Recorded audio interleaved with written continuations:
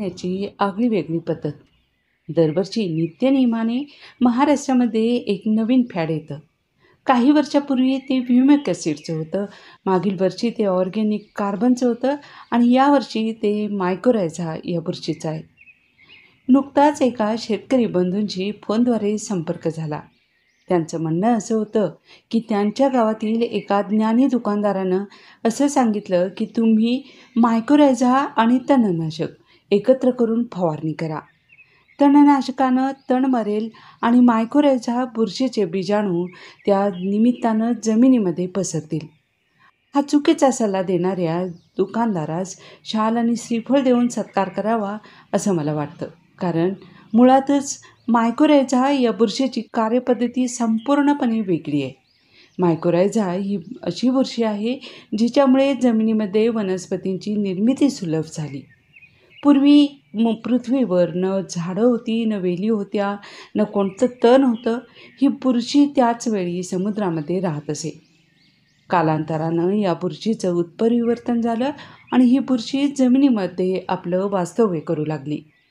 या बुरशीच्या अस्तित्वामुळं जमिनीवर वनस्पती आल्या, झाडं आली, वेली आल्या. कालांतरानं त्या झाडं वेलींना फळं फुलं देखील आली आणि पृथ्वीवर जीवसृष्टी स्थिरावली. या मायकोरायझा बुरशीचं जाळं हजारो एकरांवर विस्तारलेलं असतं. ही बुरशी झाडांसोबत सहजीवनात राहते. झाडं या बुरशीला प्रकाश संश्लेषणातून तयार झालेल्या साखरेचा एक भाग देतात.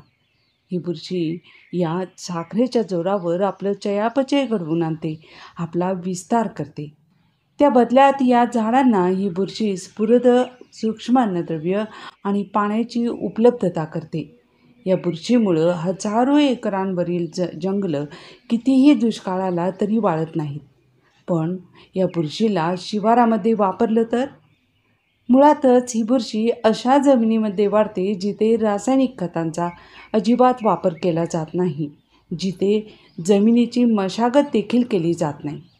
अशा परिस्थितीमध्ये सध्या आपण मायकोरायझाचा वापर प्रत्येक पिकांमध्ये करतो. त्याच पिकामध्ये आपण रासायनिक खतं टाकतो, जमिनीची मशागत करतो. अशा परिस्थितीमध्ये ही बुरशी कशी जिवंत राहणार? त्याची किंमत देखील खूप असते. कारण मायकोरायझा ही बुरशी तयार होण्यासाठी 3 महिन्याचा कालावधी लागतो. एखाद्या प्रयोगशाळेमध्ये किंवा एखाद्या फॅक्टरीमध्ये ही बुरशी तयार होत नाही.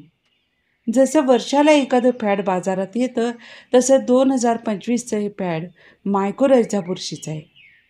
आणखीन काही महिन्यामध्ये हे फॅड बाजारातनं निघून जाईल. याचा अर्थ असा होत नाही की ही बुरशी वाईट आहे. या बुरशीचा वापर वनीकरणामध्ये खूप चांगल्या पद्धतीनं होऊ शकतो. त्यामुळे शेतकऱ्यांनी शास्त्र समजावून घ्यावं आणि मग एखाद्या उत्पादनाचा किंवा तंत्रज्ञानाचा अवलंब करावा. जय हिंद.